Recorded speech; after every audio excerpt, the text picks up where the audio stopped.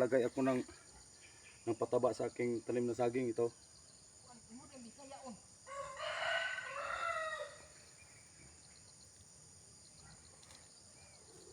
Para mas maganda ang kanyang tubo. Mga kulitog, meron din palang mga malalaki dito.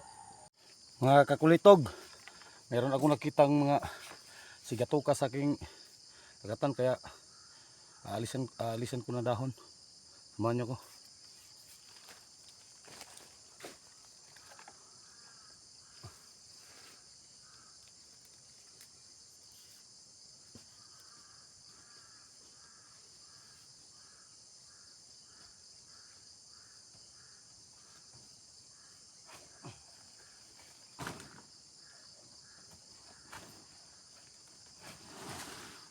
It's a beautiful life.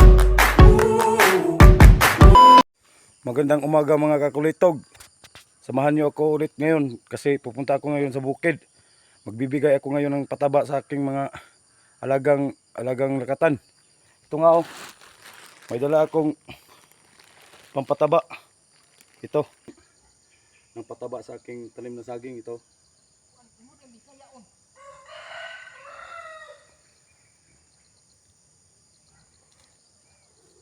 Para mas maganda ang kanyang tubo. Ito na yung mga bagong tanim ko. May mga malusog na pagtubo. Ngayon na ako naglagay ng abono para hindi masasayang. Kasi mataba naman ang lupa dito. Dito dong. At saka ito pa isa. Ang mga tanim ko na nakita kong lumalaki na.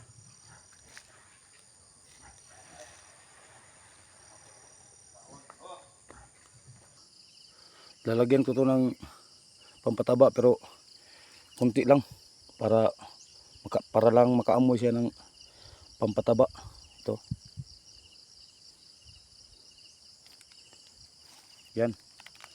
Hindi ko masyadong nilapit, baka mamatay yan. Kunti lang nilagay ko dyan. At ito pa oh. Kita nito. May tumubo na kuan na similya. Yan. Yan kasi yung tinanim ko, kasi yan may mata yan, kaya dito banda tumubo ang kanyang mata. Para tatabayan, dito ko banda ilalagay sa babaw. Kunti lang yan. Madali lang matunaw yan kasi basang-basa ang lupa kasi umulan kagabi.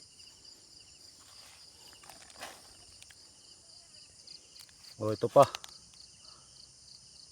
Lalagyan ko din to. Kunti lang. Para makaamoy ng abono ng pampataba. Yun. At ito pa. Lalagyan ko rin to.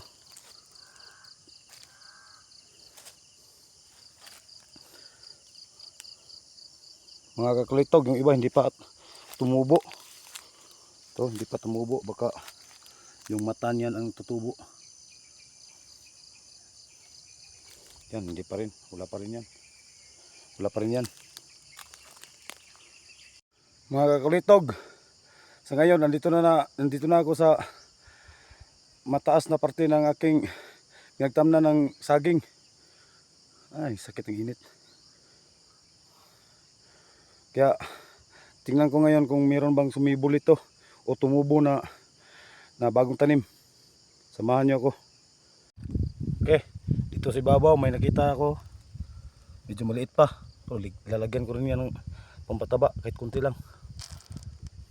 I-distansya lang natin. Yan. Okay, ito pa isa.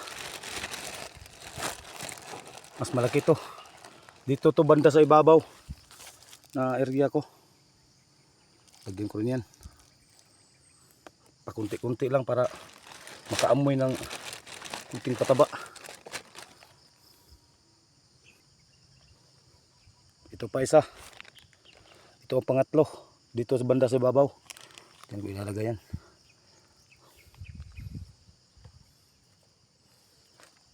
Baka may nakita pa ko isa rito.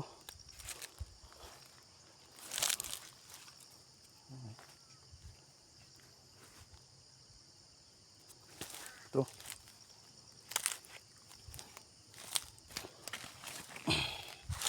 Yan. Malaki-laki na to. Lagyan rin natin yan. Para may sip-sip siyang pampataba kahit kunti. Kasi pag marami ilagay natin yan, baka mamatay. Ilagay natin dyan. Maraming pampataba. Baka mamatay yan.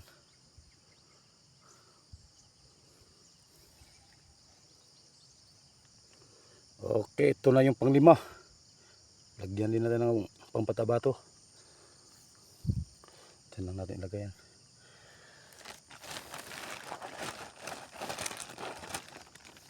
Rami-rami ang tumubo dito banda sa ibabaw. Ito ang pang-6. Kunting pataba lang.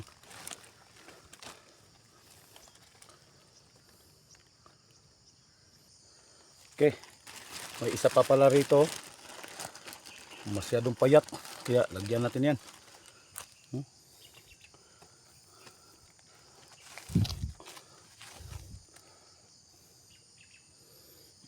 Para makaamoy ng kunting pampataba.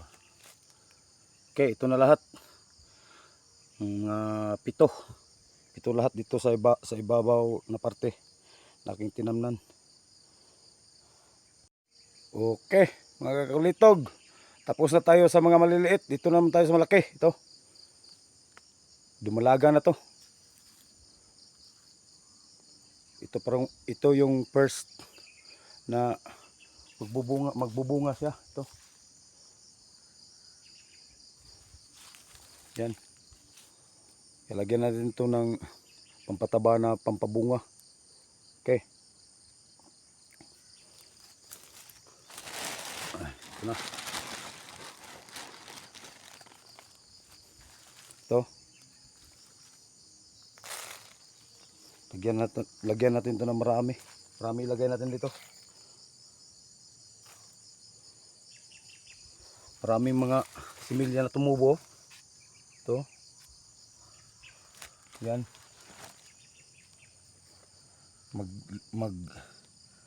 Bubunot ako nito kapag may bunga na to, kapag ma-harvest na. Dito na kukuha ng similya.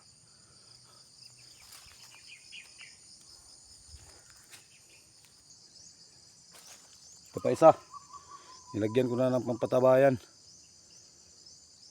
Para sa pagdating ng panahon, pag bubunga na yan, malusog at malaki ang bungang ipoproduce niyan. Okay mga kakulitog, ito pa isa. Masyadong malamya to kasi hindi masyadong nasisilagan ng araw. Lagyan natin to. Damihan natin para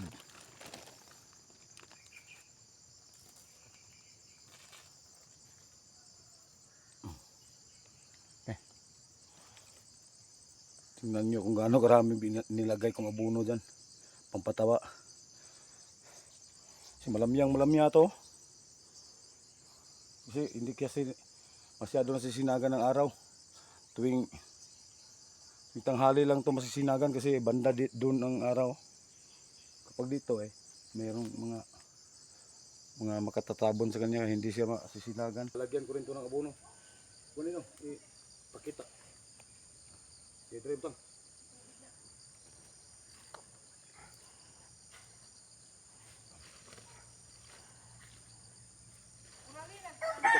Ito pa mga kulitog.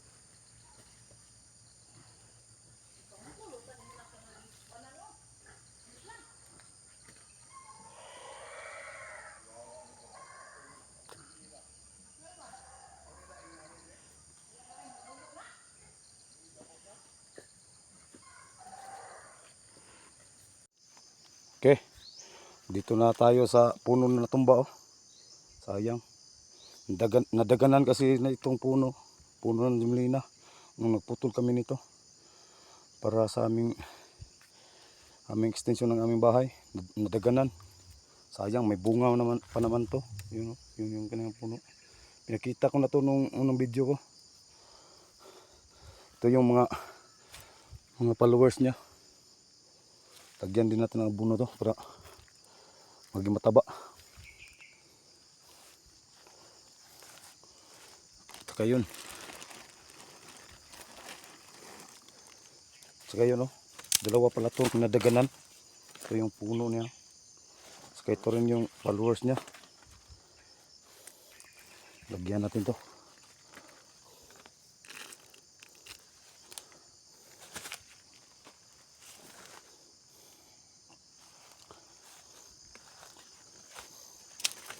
Saka yan. Yung may bunga. Lagyan din natin yan. Ito yung bunga niya.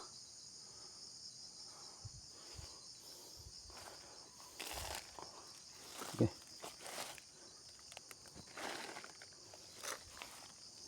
Yan.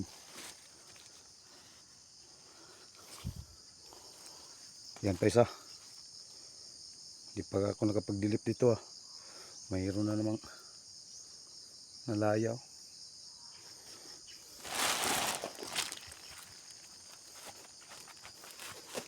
May bunga rin to. Ito.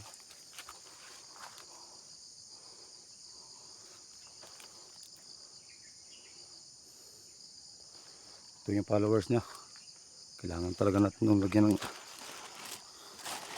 ng pataba para mas malusog.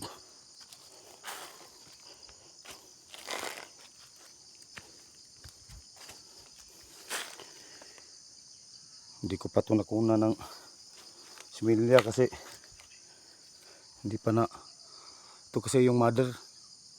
Ito yung mother kaya hindi ko pa na kuna ng similya to kasi bago ko kuna ng similya to kailangan putulin muna yung mother.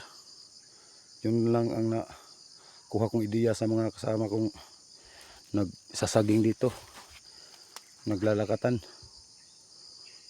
Saka kung nakukunan niya ng similya, yan, maraming similya.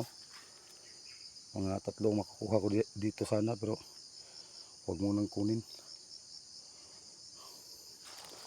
Doon naman tayo sa kabila. Ito pala yung binalot ko nung nakaraang araw. Ito at saka ito. Yan. Lagyan ko ng pataba to. Hindi ko pa nalagyan ata to. Ito.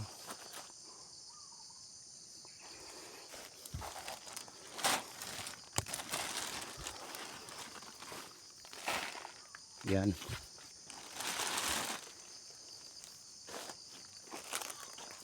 Dito tayo sa kabila.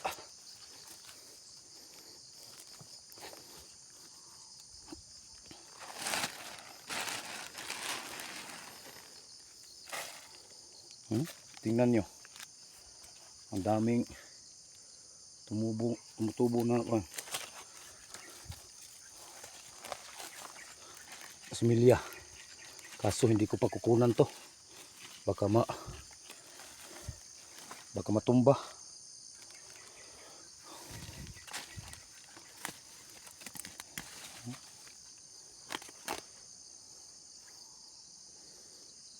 Ito pa kasi yung mother niya.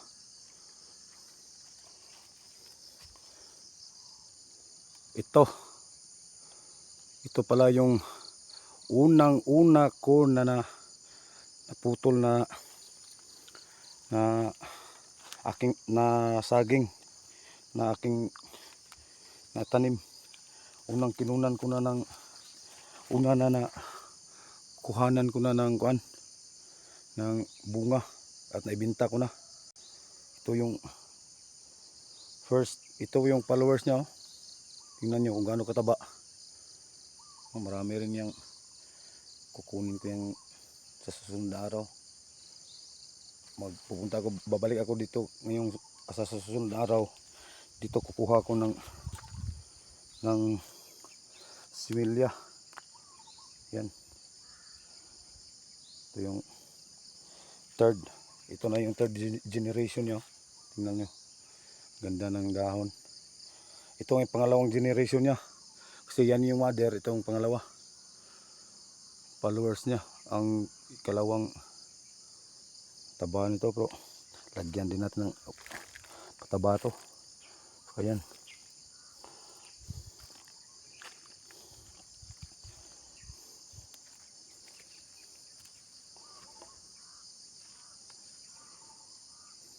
Ito na, dito ako nakakuha ng pulo na 10 buwig. Sa isang, 10, ang tawag dun. Sa amo, ang tawag pa sa amin, sipi. Sa isang buwig. Diyan ako nakakuha. Ang laki. Mga kakulitog, meron ako nakitang mga sigatuka sa aking agatan, kaya aalisan ko na dahon. Samahan niyo ko.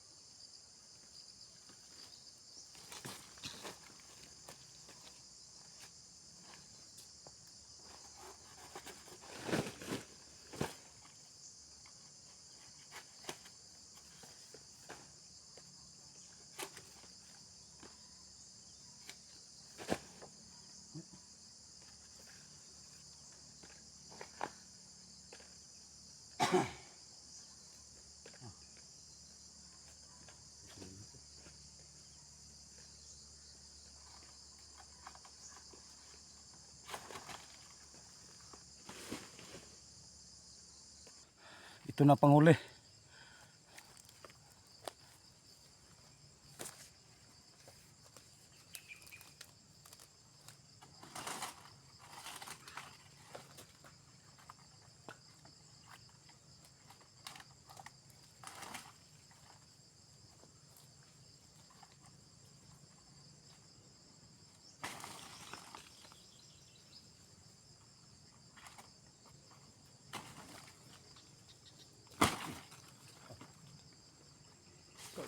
naman.